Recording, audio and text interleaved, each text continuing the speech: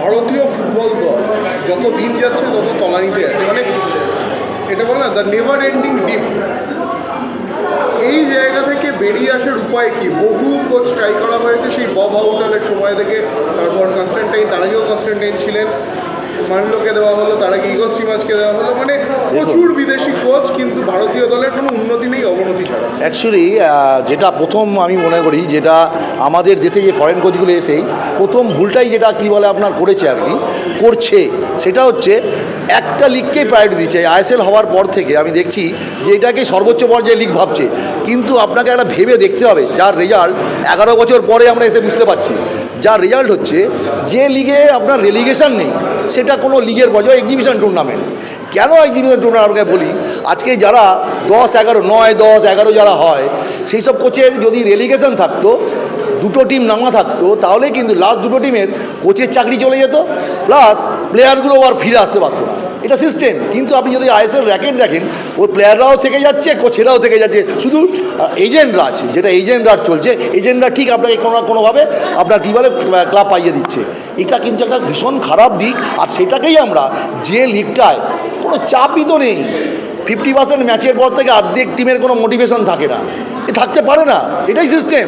কেননা আমি জানি আমি সুপার সিক্সে যেতে পারবো না, কী বলে তলাতেও নামবো না, চলো ভাই তখন ওটা রিক্রিয়েশন, ঠিক আছে, একটা এক্সিবিশন টুর্নামেন্ট।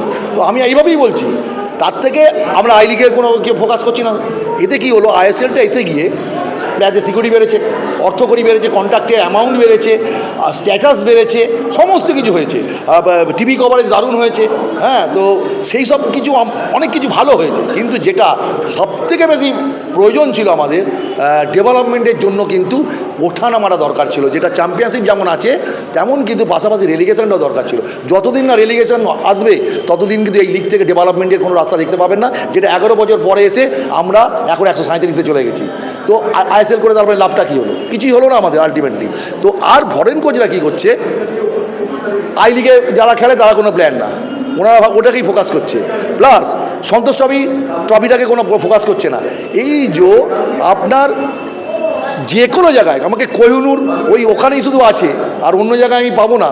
হ্যাঁ, একটা স্পেসিফিক জায়গাকে বেছে নিলাম, ওইখান থেকেই কোহিনূর পাওয়া যায়, বাকি আর অন্য জায়গায় কোহিনূর পাওয়া যায় না। তো আই লিগ এবং কী বলে আপনার second division I league, Santosh trophy, এখানেও প্রচুর ভালো ভালো প্লেয়ার খেলছে যারা কি ইন্ডিয়া টিমে নক করতে পারে।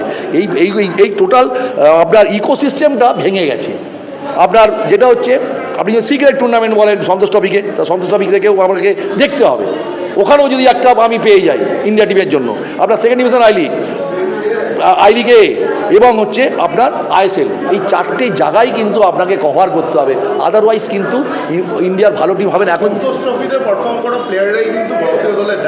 দেখুন, সবথেকে বড় কথা হচ্ছে আইএসএলে ওই কটার মধ্যেই কিন্তু আপনার এরাও জেনে গেছে যে ওখান থেকে ইন্ডিয়া টিম হবে, ঠিক আছে। গতানুগতিক বেশ কিছু খেলোয়াড় মানে বাদই যাচ্ছে না, কন্টিনিউ ইন্ডিয়া টিম, ওরা জানে আমরা খেলবই, মোটিভেশন যেটা আমি তো খেলবই। তো এই জায়গা থেকে কিন্তু আমার মনে হয়েছে যে যেটা এখন কিন্তু টোটাল সিস্টেমটা একটু চেঞ্জের ব্যাপার আছে আপনার। আর বিদেশি কোচ এই রেজাল্ট করার জন্য বিশ্বাস করুন, বিদেশি ফরেন কোচ এনে কী বলে আপনার অতিরিক্ত পয়সা খরচ করার কোনো মানে হয় না। অল ইন্ডিয়া ফুটবল কাছে আমারও একটা বিশেষ অনুরোধ থাকবে যে এবার কিন্তু ভাবার সময় এসেছে। আপনারা ভাবুন, দেশীয় কোচ অনেক ভালো ভালো কোচ আছে, আমি আবারও বলছি, আপনারা একটা আগামী দিন জানতে পারবেন। আপনারা খালিদ জামিল বলছেন খুব ভালো, সঞ্জয় দা বলছেন সব ঠিক আছে, ক্লিফোর্ড মিরেন্ডা, আমি একটা নাম আজকে আবার আমি বলছি, তাকে এই নামটা কেউ বলছে না, ক্লিফোর্ড মিরেন্ডা আমার চোখে কিন্তু ওনাকে হয়তো দেখুন কিছু কিছু জায়গায় কোনো সময় চিফ কোচের কাজ করেছে একটু কয়েকটা ম্যাচ, অ্যাসিস্ট্যান্ট কোচ তো রয়েইছে।